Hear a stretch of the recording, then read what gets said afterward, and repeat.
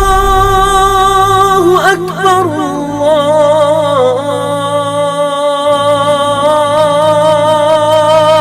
الله أكبر.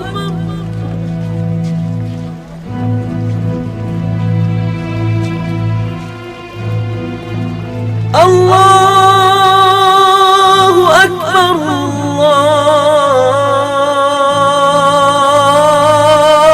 الله أكبر.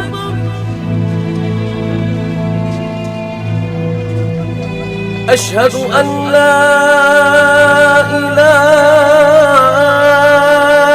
إلا الله.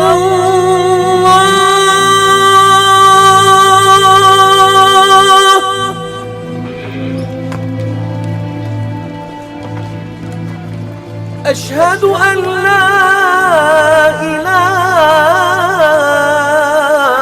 إلا الله.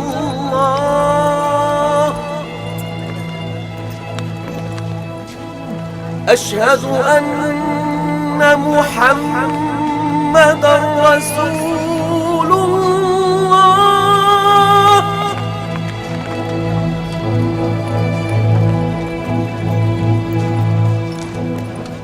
أشهد أن محمدًا رسول الله.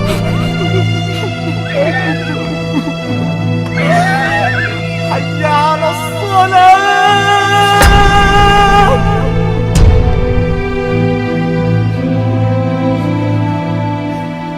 حي على الصلاة.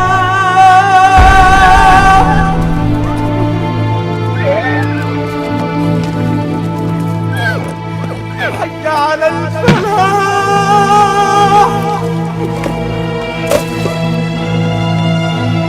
حي على الفلاح.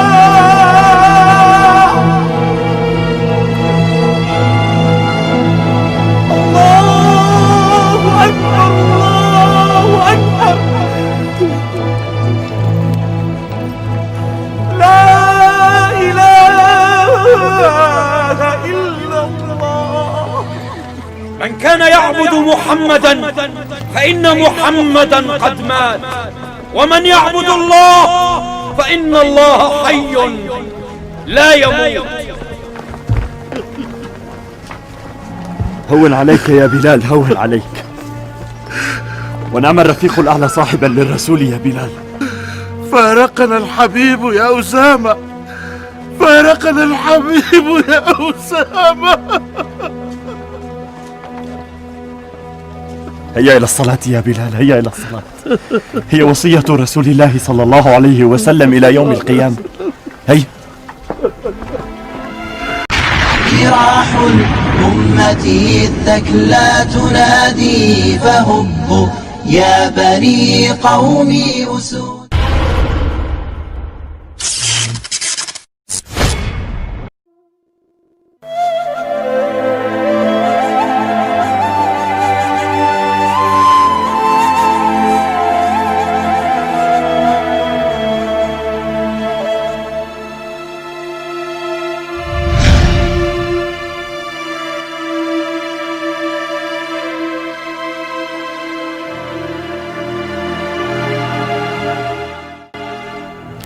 Assalamualaikum warahmatullahi wabarakatuh. 5 hari menjelang wafat, Rasulullah Muhammad SAW berkhutbah menerangkan keutamaan Abu Bakar As-Siddiq dibandingkan seluruh sahabat lainnya. Ditambah lagi ilustrasi Nabi di hadapan seluruh sahabat agar Abu Bakar ditunjuk menjadi imam kaum muslimin dalam sholat. Dalam kitab Al-Bidayah wal Nihayah, Ibnu Katsir menjelaskan bahwa khutbah Nabi ini merupakan pengganti dari keinginan beliau untuk menulis wasiat siapa yang menjadi penggantinya. Dalam khutbah ini, Rasulullah mandi sebelumnya, kemudian keluar untuk sholat bersama kaum muslimin dan kemudian menyampaikan khutbahnya. Hal yang pertama diucapkan Rasulullah setelah memuji Allah Subhanahu wa Ta'ala adalah perihal orang-orang yang terbunuh di perang Uhud Maka beliau pun berdoa dan memohon ampunan untuk mereka. Kemudian beliau berkata, "Wahai kaum muhajirin, sesungguhnya jumlah kalian semakin banyak, sementara Ansor tetap sebagaimana adanya. Sesungguhnya mereka adalah ibarat rumah tempat kembaliku. Oleh karena itu, hormatilah orang-orang yang mulia di antara mereka, dan maafkanlah orang-orang yang berbuat kesalahan dari mereka." Kemudian beliau melanjutkan, "Wahai sekalian manusia, sesungguhnya ada seorang hamba yang disuruh untuk memilih antara kekal di dunia atau memilih apa-apa yang ada di sisi Allah Subhanahu wa Ta'ala. Maka ia memilih apa-apa yang ada di sisi Allah Subhanahu wa Ta'ala." Maka ketika itu hanya Abu Bakar yang paham dari sekian banyak para sahabat, dan beliau langsung menangis. Beliau berkata, "Tetapi kamilah yang menjadi tebusanmu, wahai Rasulullah, dengan diri kami, anak-anak maupun harta kami." Maka Rasulullah menjawab, "Sebentar wahai Abu Bakar, lihatlah ke arah pintu-pintu rumah yang mengarah ke masjid, maka tutuplah kecuali pintu Abu Bakar.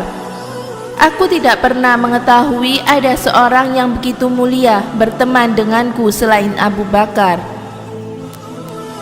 Imam Ahmad berkata, "Amir menyampaikan kepada kami," ia berkata, "Fulai menyampaikan kepada kami dari Salim Abu Nasar dan Bisri bin Sa'id.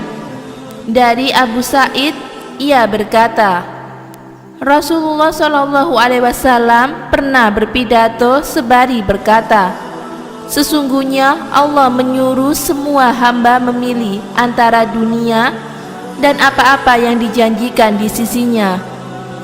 Maka hamba tersebut memilih apa-apa yang ada di sisinya." Abu Sa'id berkata, "Seketika itu Abu Bakar menangis, dan kami heran kenapa beliau menangis. Padahal Rasulullah hanya menceritakan seorang hamba yang diberi pilihan. Namun akhirnya kami paham bahwa sebenarnya yang dimaksud Rasulullah itu Abu Bakarlah yang paling alim di antara kami."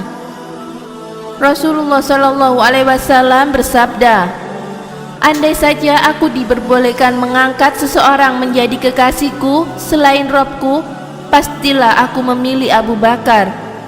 Namun cukuplah persaudaraan Islam dan kecintaan karenanya. Maka jangan ada lagi rumah-rumah yang pintunya mengarah ke masjid, dan hendaklah ditutup kecuali pintu Abu Bakar saja."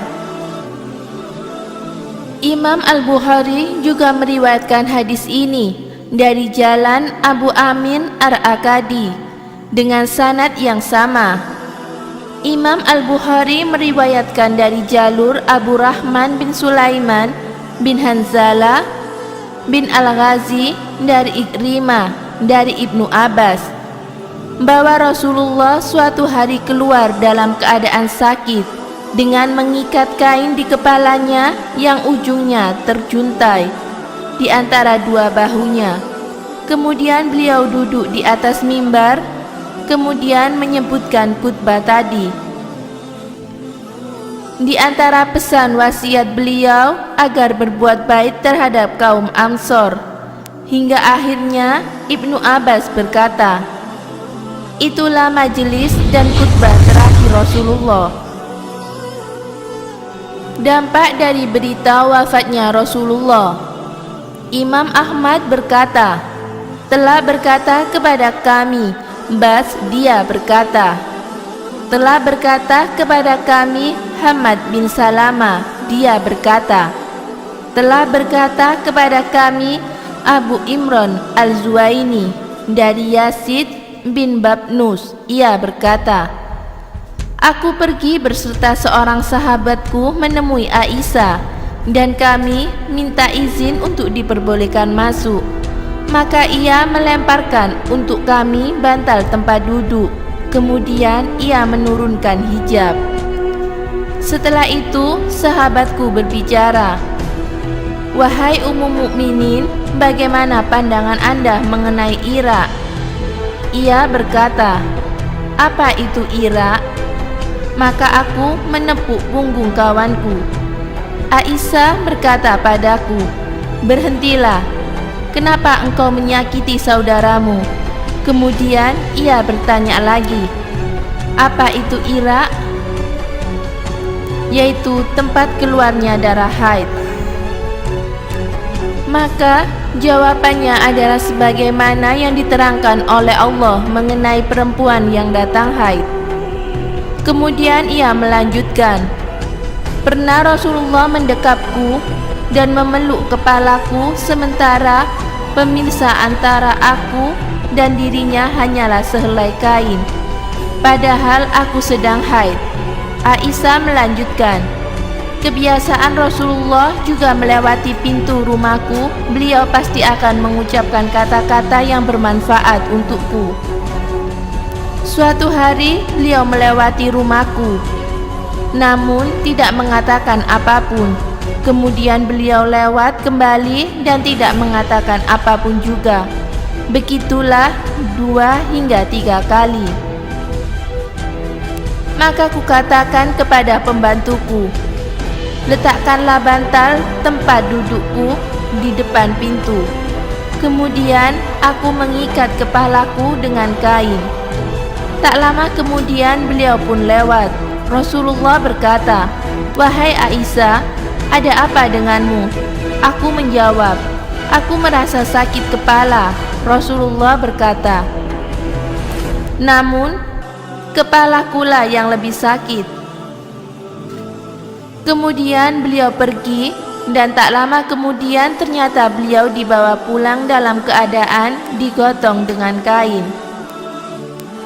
Kemudian beliau mengirim utusan dan berkata kepada para istrinya, 'Aku sedang sakit keras dan tidak dapat lagi berkeliling ke rumah-rumah kalian. Maka izinkanlah aku agar dirawat di rumah Aisyah.' Maka sejak itu aku merawatnya. Padahal tidak pernah sebelumnya hal ini kulakukan kepada seseorang pun. Suatu ketika, tak kala kepala beliau berada di atas pangkuanku, tiba-tiba kepalanya miring ke arah kepalaku. Aku mengira beliau ingin bersandar di kepalaku. Maka keluarlah dari mulut beliau setitik ludah, hingga yang mengenaiku dan membuat aku menggigil. Maka aku yakin bahwa beliau pasti dalam keadaan pingsan. Maka kututupi beliau dengan kain. Tak lama kemudian datanglah Umar bin Khattab dan Al-Mughirah bin Syu'bah. Keduanya meminta izin untuk dapat masuk, dan aku mengizinkan keduanya setelah hijab kuturunkan. Seketika Umar memandang Rasulullah dan berkata, "Alangkah beratnya pingsan yang diderita Rasulullah." Kemudian ia berdiri. Tak kala keduanya mendekati Rasulullah, Al-Mughirah berkata, "Wahai Umar, sesungguhnya Rasulullah telah wafat. Sebab Rasulullah tidak akan mati hingga Allah membinasakan habis seluruh orang-orang munafik." Dalam riwayat itu Aisyah melanjutkan, "Setelah itu datang Abu Bakar dan mengangkat hijab sambil memandang ke arah Rasulullah dan berkata, 'Inna lillahi wa inna ilaihi raji'un.' Sesungguhnya Rasulullah telah wafat." Kemudian mendekati kepala Rasulullah dan mendekat ke arah mulut, lalu mencium keningnya. Kemudian ia berkata, "Aduhai Nabi." Kemudian dia mengangkat kepalanya dan kembali mendekat ke mulut Nabi serta mencium sambil berkata, "Aduhai pilihan Allah." Kemudian ia kembali mengangkat kepalanya dan mendekat ke arah mulut serta mencium keningnya sambil berkata, "Aduhai kekasih Allah, Rasulullah telah wafat." Lantas ia keluar menuju masjid. Sementara Umar sedang berpidato dan berbicara di hadapan manusia serabi berkata, "Sesungguhnya Rasulullah tidak mati hingga Allah membinasakan orang-orang munafik." Kemudian Abu Bakar angkat bicara sambil memuji Allah dan membuka pembicaraan dengan membacakan ayat, "Sesungguhnya kamu akan mati dan sesungguhnya mereka akan mati pula." Az-Zumar ayat 30. Hingga selesai. Kemudian membacakan ayat lainnya. Muhammad itu tidak lain hanyalah seorang rasul. Sungguh telah berlalu sebelumnya beberapa orang rasul. Apakah jika dia wafat atau dibunuh, kamu berbalik ke belakang atau murtad? Barang siapa yang berbalik ke belakang, maka ia tidak dapat mendatangkan mudarat kepada Allah sedikit pun, dan Allah akan memberi balasan kepada orang-orang yang bersyukur. Surat Ali Imran ayat 144. Setelah itu ia berkata, barang siapa yang menyembah Allah, maka Allah hidup dan tidak akan mati. Dan barang siapa yang menyembah Muhammad, ketahuilah sesungguhnya Muhammad telah wafat. Spontan Umar berkata, apakah yang engkau bacakan tadi terdapat dalam kitabullah? Aku tidak pernah merasa bahwa ayat itu termaktub dalam kitabullah. Umar melanjutkan, wahai saudara-saudara sekalian, inilah Abu Bakar, dan dialah yang paling kita tuakan dari seluruh kaum muslimin. Maka baiatlah dia. Maka manusia pun membaiatnya. Az-Zuhri berkata, telah berkata kepadaku Sa'id bin Musayyib bahwa Umar berkata, demi Allah aku tidak sadar hingga aku dengar Abu Bakar membacakan ayat tersebut. Maka aku yakin bahwa itulah yang benar. Tanpa sadar aku pun jatuh terduduk. Kakiku tak kuat lagi menahan tubuhku. Maka yakinlah, aku ketika itu Abu Bakar membacakan ayat itu bahwa Rasulullah telah wafat. Demikianlah kisah wafatnya Rasulullah SAW dan khutbah yang disampaikan beliau menjelang wafatnya. Semoga sholawat dan salam senantiasa tercurah untuk Rasulullah SAW